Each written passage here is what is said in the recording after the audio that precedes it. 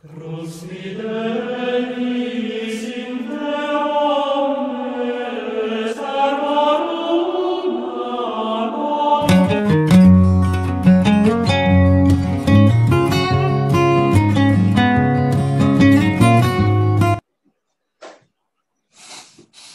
Shalom, hermanos.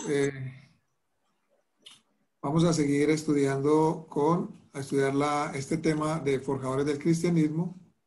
Ya habíamos empezado la semana pasada con el tema de la justificación, ¿no? La justificación del tema y una introducción el martes pasado.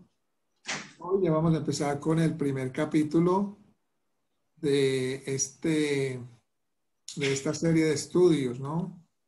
Serie de estudios donde vamos a descubrir, ¿no? A redescubrir los orígenes, cómo se originó el cristianismo y cómo evolucionó, cómo se desarrolló hasta ser lo que hoy en día pues, se conoce como el dogma cristiano, ¿no? Con todas sus doctrinas y todos sus dogmas, cuál fue el origen de ellas,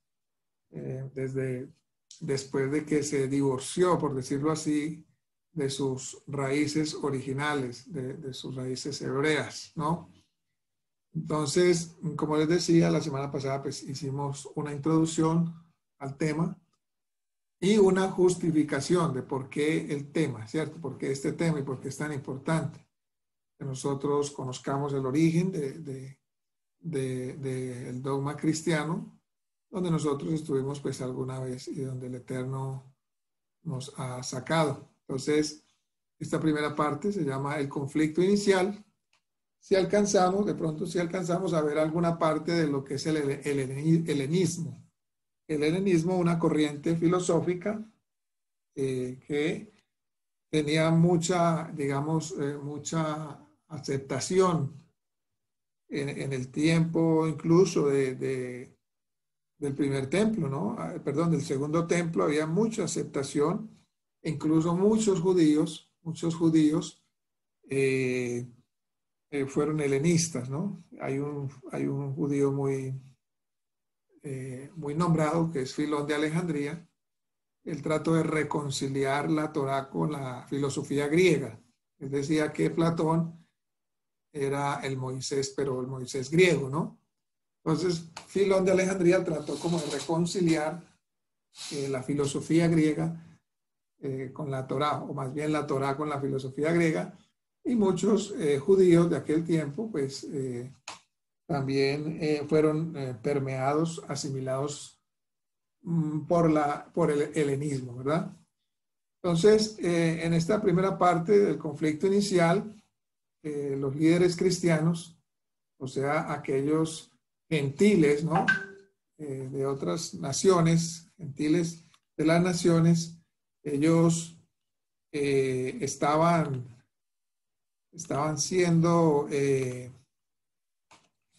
digamos, que habían salido de la cultura pagana y pues habían venido a la fe de Yeshua el Mesías, ¿cierto? En el primer y el segundo siglo. Ellos pensaron, estos líderes cristianos, o líderes gentiles del movimiento gentil, a partir del segundo siglo, pensaron que al momento que Roma viera que el cristianismo era una amenaza imperial, pues ellos decían, bueno, nuestros días están contados, ¿no? Cuando Roma empiece a ver el cristianismo creciendo, y así fue, creció mucho, y Roma lo empezó a ver como una amenaza para el imperio. Al ver esto, pues, ¿cuál fue la decisión de estos líderes cristianos a partir del segundo siglo?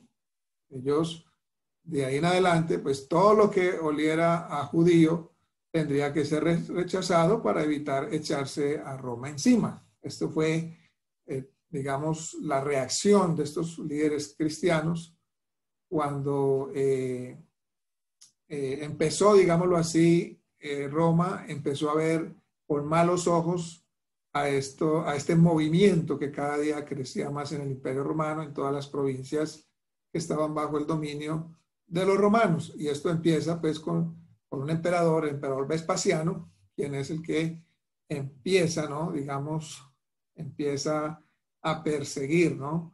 A este movimiento que estaba compuesto en su mayoría por gentiles, ¿no? Que habían sido sacados de la idolatría. Entonces, ellos pensaron, ¿no? Que al ver Roma esto, pues inmediatamente se iba a venir la persecución.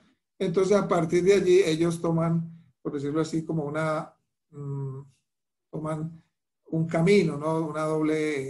Un doble pensamiento, una dualidad, claro. Por un lado, pues, para salvar sus vidas, ¿no?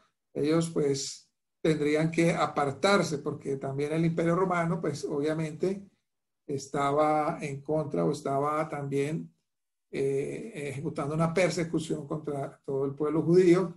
Por lo tanto, a partir de las revueltas y todo que hubo en aquel tiempo, en el año 135, entonces ellos se empezaron a alejar de todo lo que fuera judío, todo lo que era judío, ellos lo empezaron a rechazar. No olvidemos que hubo una confrontación muy grande entre Roma y Jerusalén, y de hecho desde el año 66 hasta el año 73, después del Mesías, con la caída de la Masada y la destrucción del segundo templo, se empezó a librar una sangrienta batalla entre Roma y Jerusalén, ¿verdad? Recordemos que en el año 70 el templo fue destruido por los ejércitos de Roma, comandados por el general Tito. Para colmo de esto, pues la segunda revuelta, que tuvo lugar unos 60 años más tarde, entre los años 132 al 135, después del Mesías.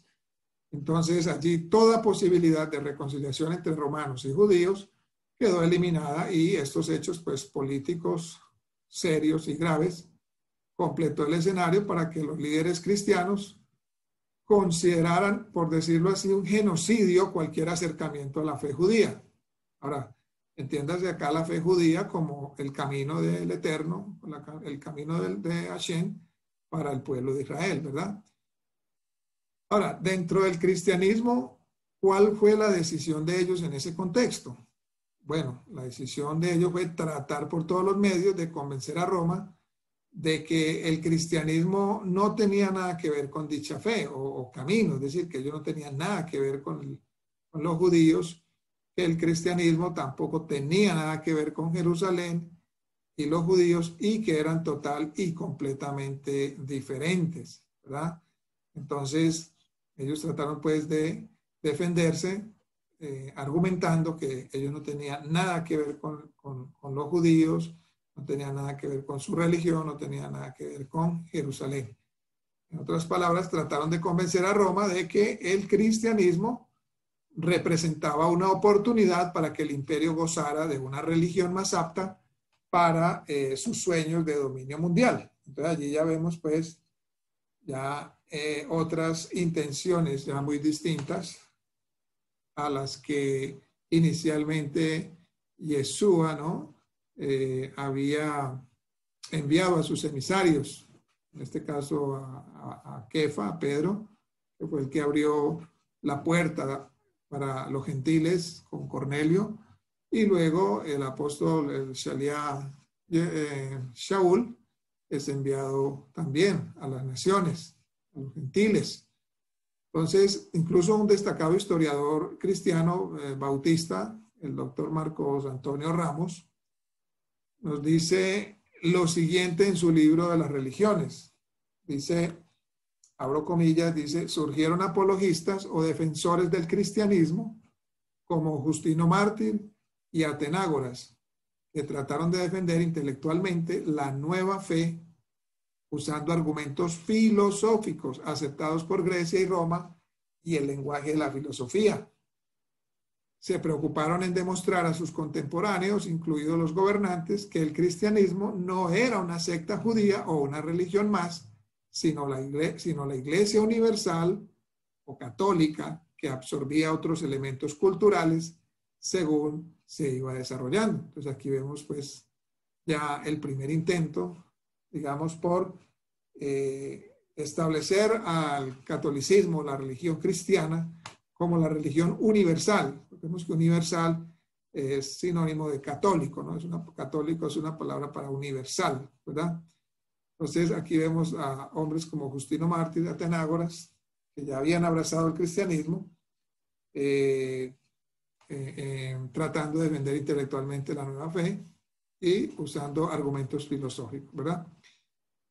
Una de las acusaciones que le hacían los sacerdotes paganos del Imperio Romano a los cristianos era la de la ignorancia intelectual. Ellos decían que, estos sacerdotes paganos decían que los cristianos eran intelectualmente ignorantes. Entonces los líderes cristianos, pues al escuchar todas estas acusaciones, no les queda otra que echar mano de la filosofía griega para demostrarle a Roma que ellos no eran ningunos ignorantes, ¿verdad? Y que en realidad todo lo que los grandes filósofos griegos habían enseñado estaban en la Biblia y era lo que ellos estaban enseñando, ¿cierto? Entonces aquí vemos pues cómo se empieza a amalgamar, a mezclar la filosofía griega con las escrituras, con la doctrina sana, ¿no? Entonces aquí empieza a haber una mezcla. Esto, por supuesto, llevó a una separación completa, a un divorcio total de la iglesia cristiana conformada por ex gentiles con la fe judía. Entonces aquí se empieza a abrir una brecha, a ahondar una brecha, ¿verdad? A crear un puente, ¿verdad? Un puente no, a crear una total separación, ¿no? Entre el movimiento gentil o el movimiento de las comunidades que estaban conformadas por gentiles. Empieza a haber una ruptura, ¿no? Con todo lo que tuviera que ver con la fe judía, ¿cierto? Desde entonces la Biblia, la escritura, comienza entonces a interpretarse teniendo en cuenta ya no la opinión desde el punto de vista hebreo o judío, sino desde la opinión de los filósofos, ni siquiera las enseñanzas de Yeshua y sus discípulos, que erróneamente se confunde con cristianos fundadores de una religión diferente a la judía existente. Entonces sabemos que Yeshua ni sus discípulos fundaron una religión, ¿verdad? Ellos no fundaron otra religión llamada cristianismo. Cristianos era una palabra, digamos, griega, usada para denotar que alguien era seguidor de, ¿cierto? Por ejemplo, los herodianos. Los herodianos seguían a Herodes, ¿cierto?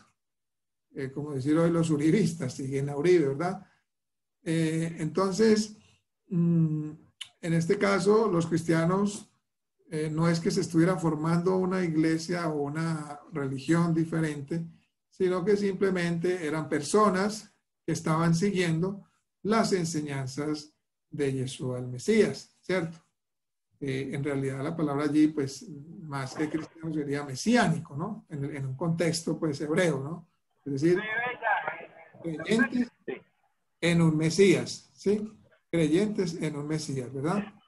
Entonces, ahí vemos cómo empieza el conflicto inicial entre el movimiento de los no judíos que habían creído en el Mesías por boca de los discípulos, pero luego vemos que a raíz de la persecución, a raíz de la presión que empezó a ejercer Roma, ellos se divorcian y empiezan a abrazar la filosofía de los griegos y la empiezan a introducir dentro de sus enseñanzas.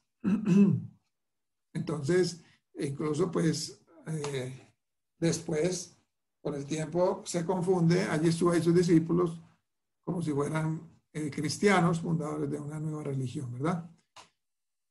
Ahora Roma empieza a percibir entonces que el odio y el rechazo que ella sentía hacia los judíos estaban también presentes en el cristianismo que se estaba levantando, ¿cierto?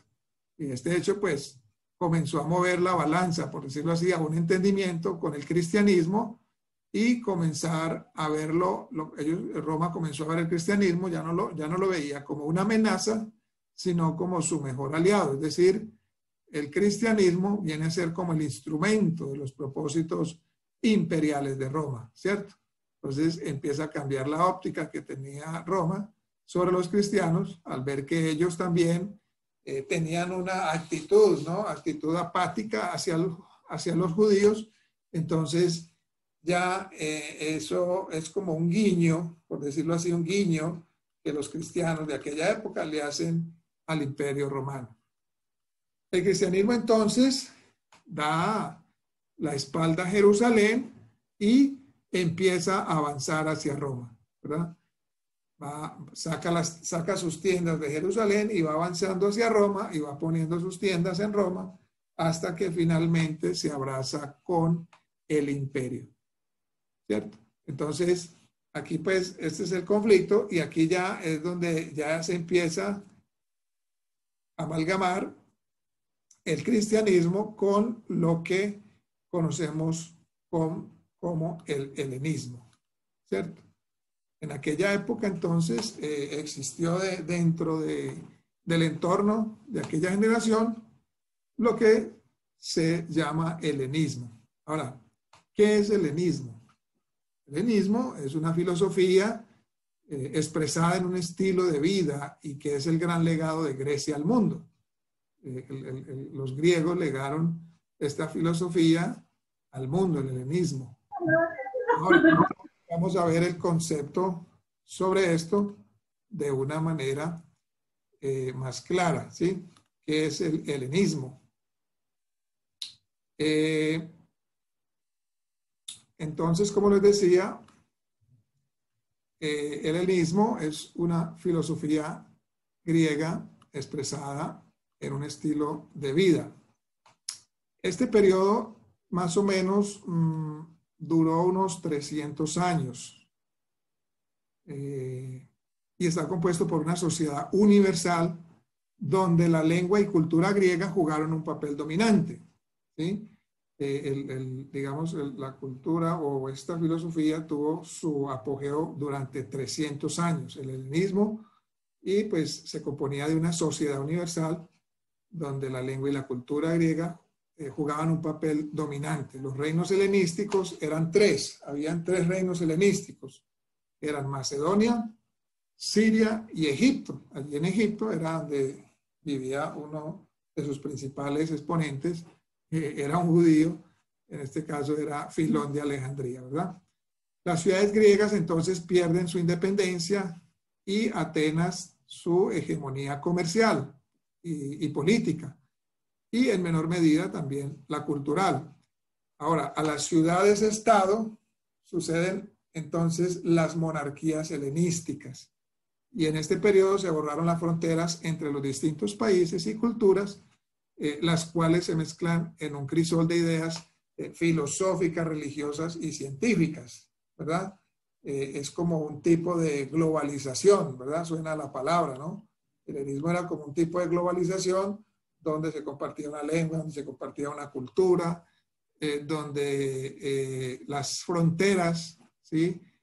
Se borran las fronteras y hoy vemos pues como muchos países o ya se escucha decir, incluso ya empezó, ¿no? En Europa a borrar las fronteras, ¿cierto? Entre países. Ahora, ¿cuál era el gran peligro del helenismo? El gran peligro del helenismo es que cada vez que la filosofía es usada como herramienta para interpretar los asuntos religiosos, sobre todo en este caso la Biblia, pues trae como resultado una distorsión del mensaje bíblico, ¿no? Y el cristianismo, que resultó de este proceso histórico, cuando los padres de la iglesia comienzan a usar el helenismo y la filosofía griega como una herramienta para interpretar la Biblia. Ellos se aferran y se pegan del helenismo y la filosofía griega como su principal herramienta para poder interpretar la Biblia. Y es el contexto real de donde entonces surge allí la doctrina de la Trinidad, ¿verdad? Por lo tanto, a la hora de estudiar la doctrina de la Trinidad, no podemos ignorar pues su entorno helenista como una herramienta de interpretación de las Escrituras. Todo esto nace en la concepción o la filosofía helenista. El helenismo, entonces, fue el responsable de llevar a los padres de la iglesia, que nosotros sabemos pues y hemos conocido los padres de la iglesia, donde se fundamenta el cristianismo. El helenismo lleva a los padres de la iglesia a fundamentar sus doctrinas en la persona del Mesías, ¿cierto? O en la persona de Cristo, porque pues allí no se decía Mesías sino Cristo, ¿cierto? El helenismo fundamenta, ¿no? Fundamenta o lleva a los padres de la iglesia a que sus doctrinas estén todas fundamentadas en la persona de Cristo, ¿verdad? Y pues cuando decimos esto, sonara como que eso no tiene ningún problema. O sea, bueno, ¿y qué tan de malo tiene fundamentar las doctrinas en la persona de Cristo? Pues más adelante, y ya lo vamos a ir desarrollando y vamos a ver cómo eso sí realmente fue un error, ¿verdad? Entonces, ¿por qué fue un error? ¿Por qué fue un error que los padres de la iglesia se fundamentaron en el helenismo para, digamos, cimentar sus doctrinas en la persona de Cristo? Porque ellos fundamentan todo su discurso en la persona de Cristo, y Cristo por aquí, Cristo por allá, todo es Cristo, todo es Cristo, todo es Cristo, pero ellos hicieron a un lado, lamentablemente, las enseñanzas del Mesías. Y hoy día, hermanos, ser cristiano no es lo que resulta de un entendimiento apropiado de las enseñanzas de Yeshua, sino de lo que los concilios católicos definieron acerca de la identidad de Yeshua. Entonces, aquí cada uno puede tomar su propia opinión sobre esto, ¿no? Lo que hoy en día se conoce como cristianismo, como catolicismo y cristianismo evangélico, todo está basado en lo que se definió cientos de años atrás sobre la identidad de Yeshua, en este caso de Jesús, ¿verdad? En la persona de Jesús, pero muy aparte de las enseñanzas de Yeshua, ¿cierto? Por ejemplo, vamos a citar al doctor James Kennedy, conocido como el padre del evangelismo explosivo, para que veamos un ejemplo. Este señor escribió lo siguiente, dice: muchas personas hoy día piensan que la esencia del cristianismo descansa en las enseñanzas de Jesús, pero esto no es cierto. El cristianismo no descansa en las enseñanzas de Jesús, sino en la persona de Jesús como el Dios encarnado, ¿verdad? O sea, ahí radica todo el fundamento del cristianismo, ¿sí? No tanto en las enseñanzas de Jesús, digamos, como enseñanzas que pueden cambiar, transformar al obedecerlas, ¿no? Sino que todo descansa en Jesús como el Dios encarnado, en Jesús como una de las tres partes de la Trinidad, ¿verdad? Ahí donde descansa todo. Y si uno habla con un cristiano, debate sobre este tema, o sea, ese tema no se le puede tocar a ellos para nada. Eso se erizan y se quieren salir de la ropa, como decimos acá. En fin, porque ese es todo su fundamento, ¿no? Su fundamento, el fundamento del cristianismo, no descansa en las enseñanzas, en las distintas enseñanzas que Yeshua dio acerca del reino de Dios, sino en el dogma o los dogmas, ¿no? De aquellos padres con los que aquellos padres de la iglesia definieron a Jesús, su identidad, ¿verdad? También confirma James Kennedy, dice: ahora bien, dice él, ¿quién es Jesucristo? Según la Biblia, Jesucristo es Dios. Él es la segunda persona de la Trinidad, el creador del universo, ¿verdad? Eso está en el libro Evangelismo Explosivo, Cristo, ¿quién es? La página 36, ¿verdad? Y prácticamente este es todo el pensamiento cristiano. Ahora bien, el cristianismo debería ser la manera de decir fe hebrea para los creyentes no judíos, y por lo tanto el cristianismo debe estar fundamentado en las enseñanzas de las escrituras, de los profetas y de Yeshua, ya que el cristianismo, pues por sí solo, simplemente no existiría sin la presencia del pensamiento, ojo, del pensamiento judío de Yeshua, ¿verdad? Entonces, el cristianismo, o sea, como lo debiéramos ver y como debiera ser, ¿sí? es como la fe hebrea para los creyentes no judíos, ¿verdad? Pero como sabemos, esto pasó de ser fe hebrea a convertirse en la filosofía griega para los creyentes no judíos, ¿cierto? En este caso eran llamados gentiles. Entonces, por lo tanto, el cristianismo, más que una filosofía, debe ser un estilo de vida aplicada o adaptada a los gentiles, a las naciones o a los no judíos, ¿cierto? Eso es lo que debiera ser el cristianismo. Más que una filosofía abstracta, debiera ser un estilo de vida, ¿cierto? Un estilo de vida, un estilo de obediencia, un estilo que se aferra y se apega a las enseñanzas de Yeshua, no a la persona, ¿verdad? Porque es que el centro, vuelvo y les digo, el centro del cristianismo, la mayoría de las doctrinas, se centra es en la persona de Cristo, no en las enseñanzas de Cristo, que es muy diferente.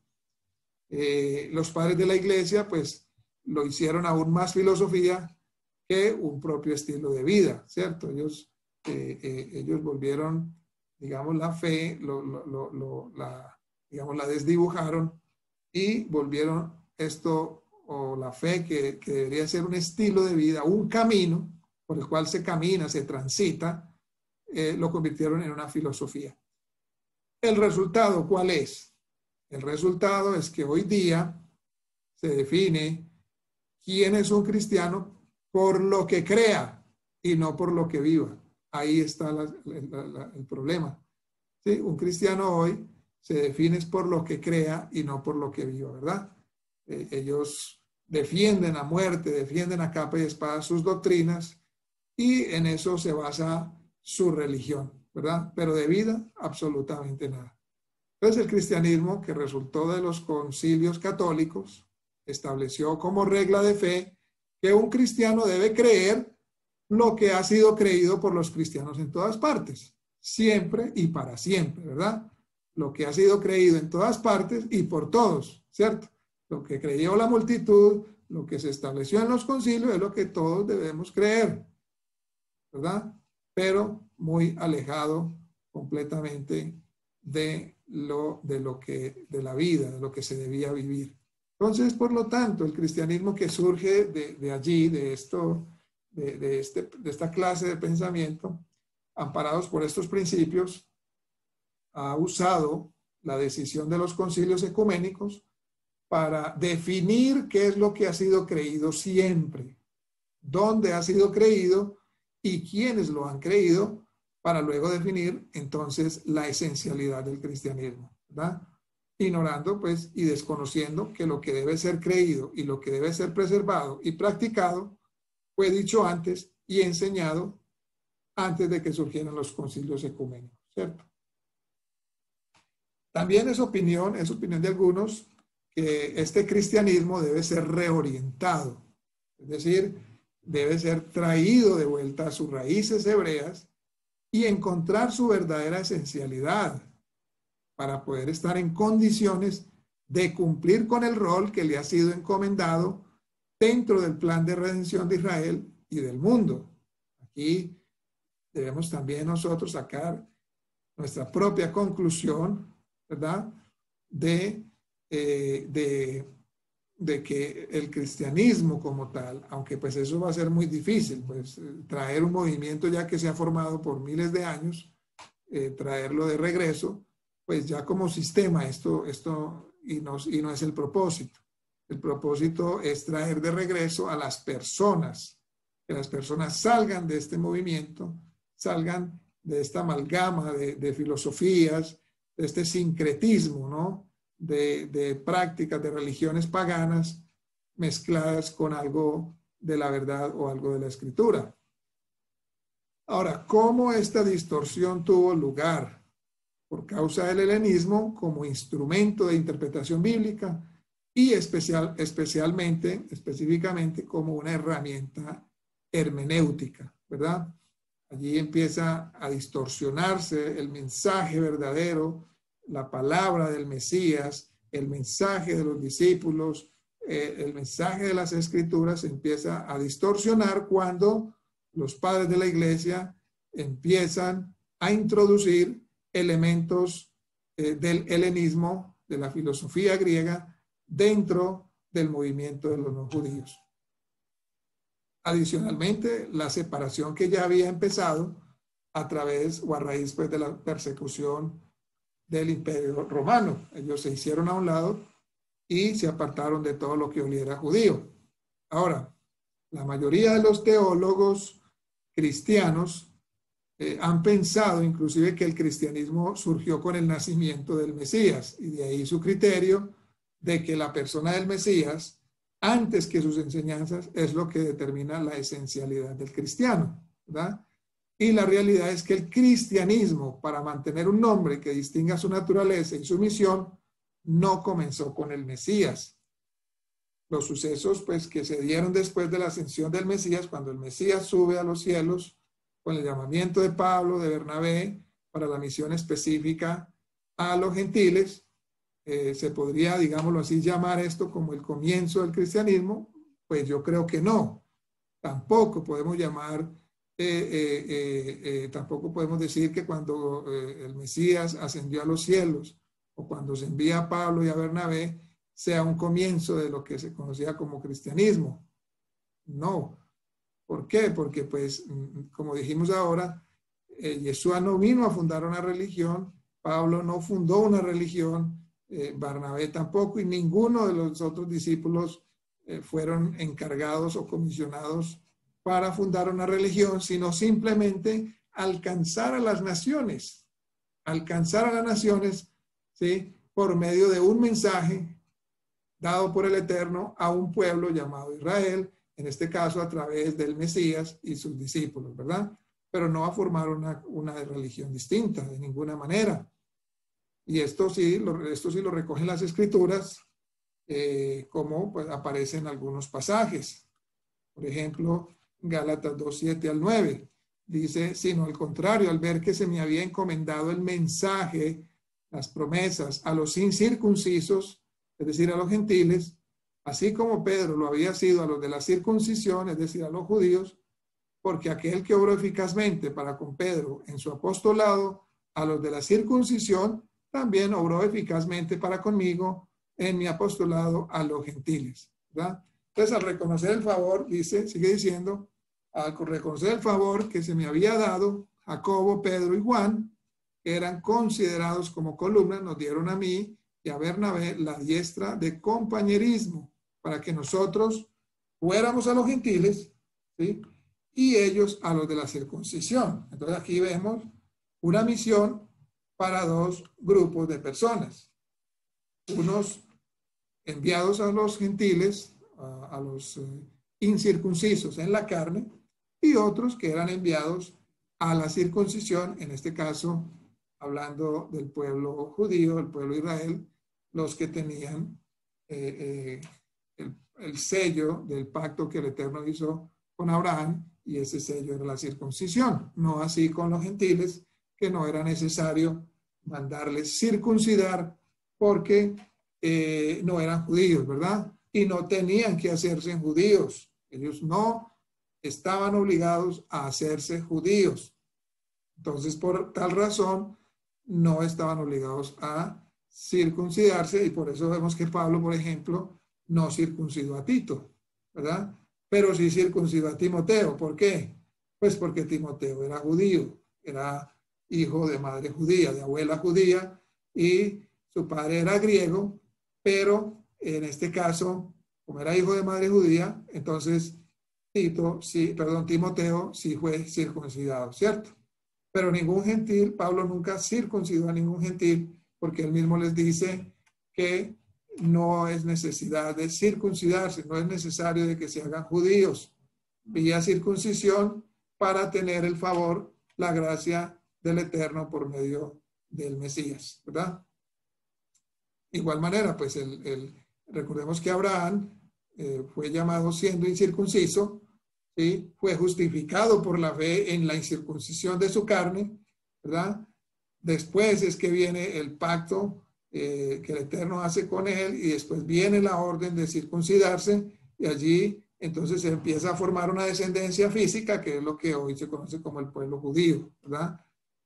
Por eso dice Pablo que Abraham viene a ser padre no solamente de la circuncisión, sino también de la incircuncisión. Entonces allí vemos que Abraham fue justificado siendo incircunciso. Por tal razón, las naciones, los incircuncisos, pueden ser justificados en la incircuncisión de su carne y no necesitan circuncidarse, no están obligados a hacerlo, no están obligados a convertirse en judíos, porque el Mesías a través del Mesías, el Eterno ha justificado a todo aquel que se arrepienta, ¿verdad? De corazón, que haga teshuvá, que haga regreso. Bien, entonces, ciertamente se culpa al apóstol Pablo, Shaul, como el creador del cristianismo, y esto sí que escucha uno, ¿no? Incluso los mismos judíos hablan de Shaul como aquel hombre que apostató de la fe de Moisés y creó una nueva religión, pero nada más alejado de la realidad. Si alguien fue defensor del mismo pueblo judío, fue el apóstol Pablo. Si alguien fue defensor acérrimo que no se obligara a los gentiles a circuncidarse, fue el mismo apóstol Pablo. Y vemos en los libros de Gálatas, incluso él habla, incluso usa por decirlo así, un adjetivo fuerte, calificativo muy fuerte sobre aquellos que estaban obligando a los gentiles a circuncidarse, y los llama de perros, mutiladores del cuerpo. Les dice el apóstol Pablo en Gálatas. Y cuando en Corintios, cuando algunos fariseos salieron a enseñar a los hermanos gentiles que se circuncidaran y guardaran toda la ley de Moisés para que fueran salvos, ellos tuvieron que traer ese asunto a Jerusalén, a donde estaba el resto de los discípulos, la congregación de Jerusalén, los ancianos. Ese tema fue traído allí. Dice que hubo un debate y no fue un debate suavecito, fue un debate acalorado, lo que diríamos acalorado, porque Pablo estaba totalmente en contra de que se obligara a circuncidar a los no judíos, ¿verdad? Pero los judíos tristemente dicen que Pablo fundó otra religión, que él se separó del judaísmo y eso es pues, nada más alejado de la realidad. Si alguien fue defensor de las ideas, de las enseñanzas, incluso como él lo dice en uno de los capítulos, de hecho, que él no había transgredido ni siquiera las costumbres de sus padres, él fue defensor incluso de la idea de que los gentiles no tenían que circuncidarse. Pero muchos dicen que Pablo fue creador del cristianismo, nada más alejado de la realidad. Tampoco él estuvo en contra de la circuncisión para el judío. Él no estaba en contra de la circuncisión, eso tiene que quedar muy claro. Él no apostató, no enseñó a nadie de los judíos a apostatar de la ley de Moisés. Él no enseñó en contra de la circuncisión. De hecho, él dice en Romanos capítulo 3 de qué aprovecha el ser judío y de qué aprovecha la circuncisión. Dice mucho en gran manera por cuanto a ellos les fue dada la palabra, la Torá, ¿verdad? Allí dice pues una palabra oráculos, pero no es una palabra muy kosher. Entonces, a ellos les fue dada la palabra del Eterno, a ellos les fue dada depositar, ellos son depositarios de la palabra de la Torá, ¿cierto? El pueblo de Israel, el pueblo judío, las 12 tribus. Entonces, ya que Pablo solamente su misión era tratar de llevar a los gentiles las enseñanzas de la fe hebrea, pero adaptada al mundo gentil, ¿cierto? ¿Para qué? Porque de tal manera, entonces así, se abría paso en las creencias de un Mesías judío, no un Mesías helenizado, un Mesías griego, un Mesías con tintes filosóficos, no. El apóstol Pablo no desfiguró al Mesías por causa de sus enseñanzas a los gentiles, por el contrario, en las enseñanzas de la fe hebrea, las enseñanzas de la fe judía, él la adapta al mundo gentil, ¿sí? Que estaba creyendo o que estaba empezando a seguir al Mesías judío. Ahora bien, el helenismo dañó la perspectiva de este propósito del apóstol Pablo, que había sido creada para los creyentes de origen gentil como el Eterno pedía para ellos, ¿cierto? ¿Y qué hace el helenismo? Transformó un cristianismo divorciado de sus raíces hebreas en un cristianismo separado de la fe de Israel, y en muchos casos pues se convirtió en su peor enemigo, ¿verdad? Eso fue lo que pasó.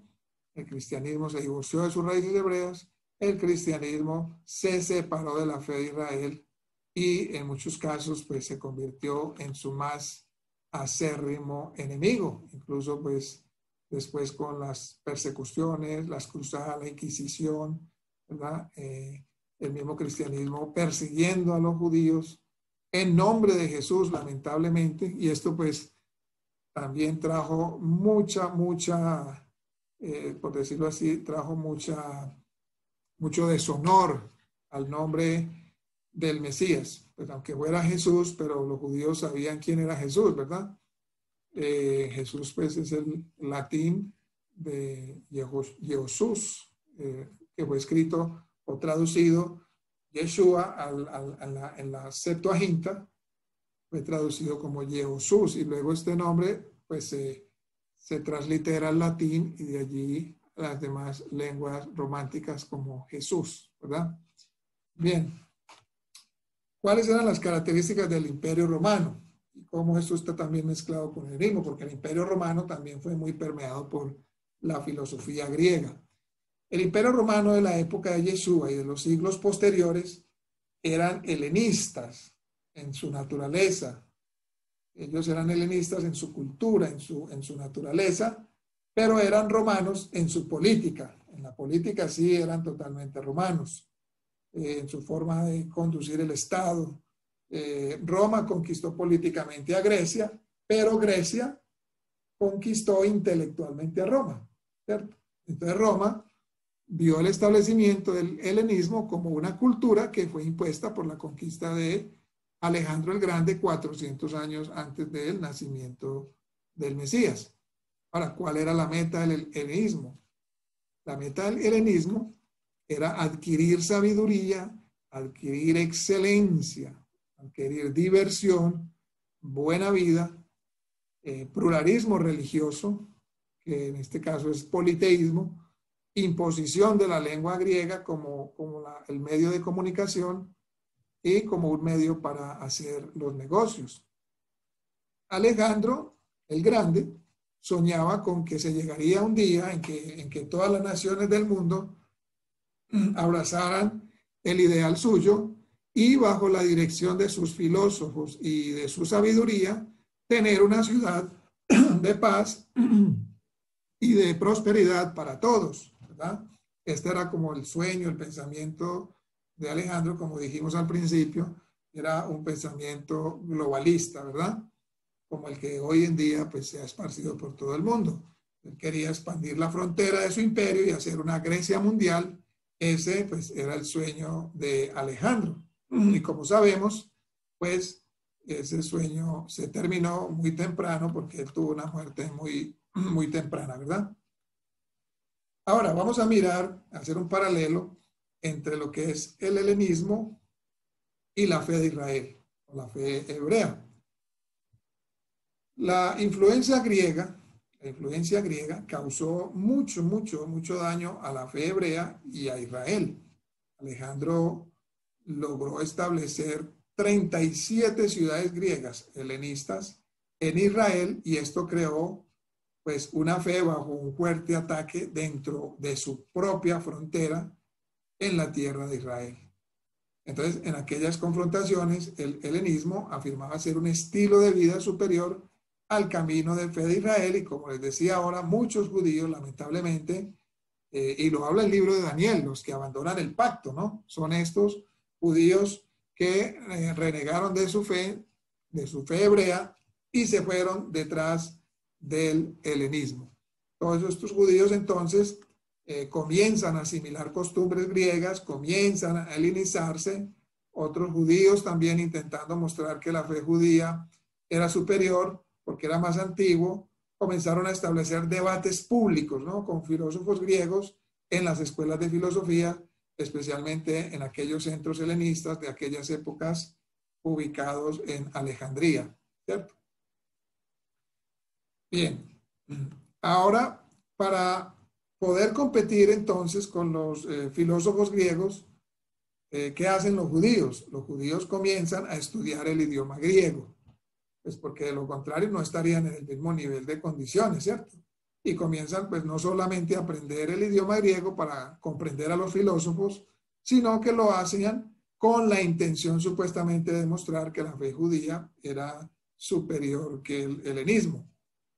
Y según estos judíos de esta época, la Torá de Moshe era anterior a la República de Platón, y algunos judíos pues comenzaron a afirmar que la sabiduría de los griegos era un plagio de Moisés. Entonces aquí vemos pues ese debate, ese tira y encoge.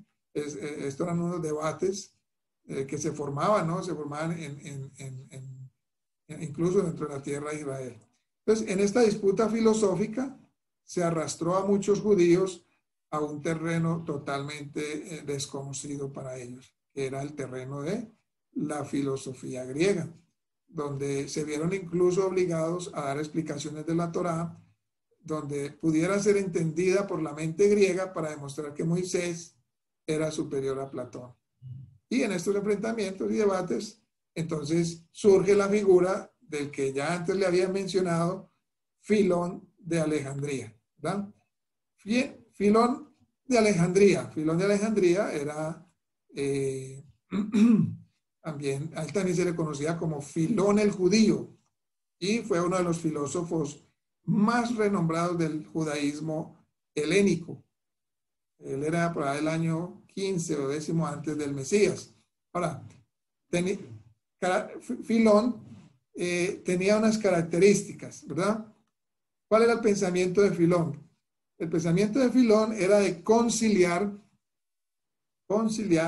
la filosofía griega y la fe judía, que intenta armonizar mediante un método conocido como el método alegórico, que toma tanto de la tradición exegética judía como de la filosofía estoica, que luego vamos a ver también que es el estoicismo, que también se mezcló y todavía está mezclado dentro del cristianismo hasta el día de hoy. Entonces, Filón trata de conciliar la filosofía griega con la fe judía y toma de la tradición exegética judía como también de la filosofía estoica. Su obra, pues, en realidad no tuvo gran aceptación ni entre los judíos ni entre los griegos. Sin embargo, fue muy bien recibida y con entusiasmo por los primeros cristianos que llegaron a tenerle por uno de los suyos. Y después de estos detalles importantes, pues Filón, entonces, que es un judío, un rabino maestro de la Torá, comienza a asistir a estos debates filosóficos en las escuelas de Alejandría, y para tratar de establecer su punto de vista, él comienza a decir que la Torá tiene dos niveles de entendimiento, dice Filón. Un nivel es para los judíos, un nivel de entendimiento, y el otro nivel es un nivel para los griegos. Entonces, cuando él estaba en un ambiente judío, él enseñaba la Torá para los judíos, pero cuando estaba en un ambiente griego, enseñaba Torá para los filósofos griegos. Filón incluso llegó a afirmar que las escrituras enseñan lo mismo que Platón y Aristóteles, solamente pues que ellos lo hicieron de tal manera que pareciera griego, pero que en verdad era hebreo. Esto era lo que decía Filón de Alejandría. Entonces, en términos simples, ¿cuál era la bandera de Filón? La bandera de Filón era: la filosofía griega es Moisés vestido de Platón. Imagínense lo que llega a decir Filón. Pues por intentar competir con el helenismo, algunos judíos comienzan a ceder terreno y a buscar la manera de hacer la Torá otro libro de filosofía, ¿verdad? Y como vemos, aunque Filón no tuvo mucha aceptación, sí causó influencia en el cristianismo naciente. Ahora, ya entonces con esto, digamos, que podemos concluir por este capítulo. En el próximo capítulo vamos ya a entrarnos, ¿no? En el capítulo 3 con lo que es el platonismo, ¿verdad?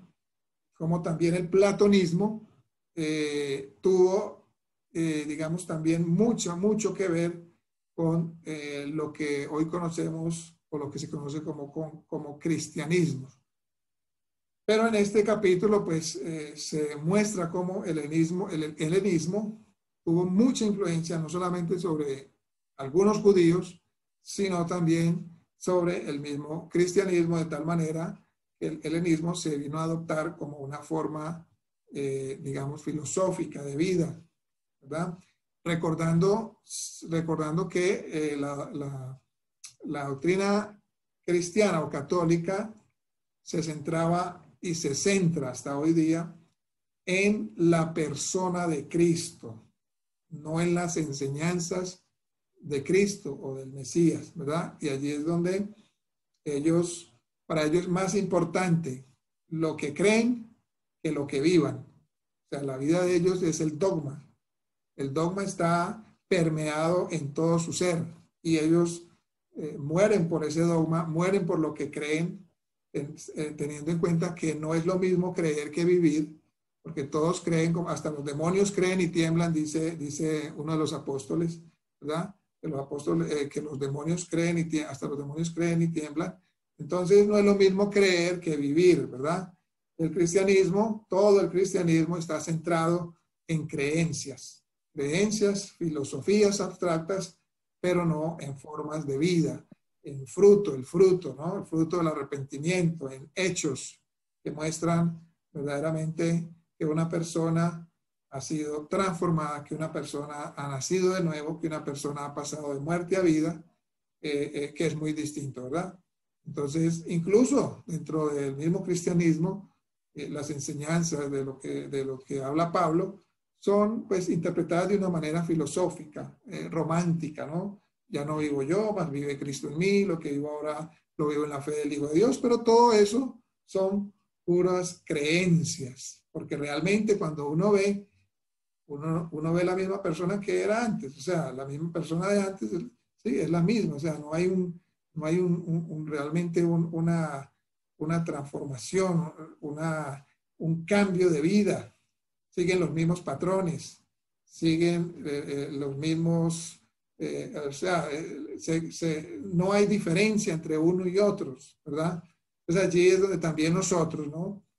Estamos ya incursionando dentro de este camino de raíces hebreas, en este nuevo contexto, en el contexto hebreo, contexto judío de las escrituras, es donde nosotros ya debemos tener un entendimiento, debemos haber avanzado, haber salido de allí y haber entendido de que en este camino, Baruch Hashem, en este camino es un camino no de ser oidores pasivos, sino de ser hacedores, ¿verdad? Y se nos han dado todas las herramientas, de tal manera que en nosotros sí deben haber frutos dignos de arrepentimiento, frutos que se muestran con obras, como dijo también el apóstol, la fe sin obras es muerta, ¿verdad? Cuando yo estaba en el movimiento que estuve, pues incluso se alcanzó a decir que Santiago, alcancé a escuchar dentro de una de las enseñanzas, lamentablemente, que Santiago o Jacob era religioso y se había apartado de la fe y que estaba en contravía con lo que enseñaba el apóstol Pablo, de que no es por gracia, perdón, que no es por obra, sino por gracia. Entonces se llegó a decir que Santiago o Jacob era muy religioso, ¿verdad? Entonces, porque él decía que la fe sin obras es muerta, ¿cierto? Entonces ahí vemos pues cómo todo lo que hemos venido hablando, eso ha alcanzado incluso hasta los cristianos de hoy día, incluso hasta los más teólogos, a las mayores eminencias, que fundamentan inclusive sus libros y sus cosas en este tipo de enseñanzas, que ha sido mezclada con la filosofía griega, ¿verdad? Recordemos que la filosofía griega también, digamos, tenía como algo malo lo material, ¿verdad? El cuerpo, todo el cuerpo era malo, todo lo material, todo lo que tiene forma es malo. Entonces ellos en su mente tenían un dualismo, ¿no? Entre lo espiritual y lo material, ¿cierto? Entonces todo lo espiritualizaban, porque ellos decían que solamente las cosas espirituales eran buenas y lo material era malo. Pero eso no es así, porque la palabra dice en Génesis, cuando el Eterno hacía las cosas, dice, y vio que era bueno. Todo lo que el Eterno creó era bueno. Los animales, el cielo, la tierra, la luz, las luminarias, todo lo que Él creó es bueno, ¿verdad? Entonces, en la fe hebrea no hay ese dualismo. En la fe hebrea, por el contrario, lo espiritual y lo material vienen a ser un ente, una unidad. No podemos separar lo material, la materia, de lo espiritual. Entonces nosotros no podemos tener ese dualismo, ¿verdad? Por el contrario, en el contexto judío, el judío, ¿no? Y esa debe ser también digamos, nuestra actitud, es elevar la materia, elevar lo material, ¿verdad? En el sentido, elevarlo a través de la obediencia, elevarlo, santificarlo, ¿verdad? A través de la obediencia, ¿verdad? Entonces, terminamos acá este capítulo, el helenismo, y la próxima semana vamos a seguir entonces con el platonismo. ¿Qué es el platonismo? Ahora, no es que les vaya pues a, como decir, que tengamos todos pues ya nos vamos a volver platónicos, aristas. No, esto es para que conozcamos cómo se formó el cristianismo, cómo está el cristianismo, cómo el cristianismo está amalgamado y cómo está mezclado con todas estas filosofías, para que nosotros estemos seguros y estemos claros de que verdaderamente hemos salido, Baruch Hashem, y que el Eterno nos ha sacado de allí y que hoy estamos en el lugar donde Hashem nos quiere tener. Bendito sea su nombre por siempre y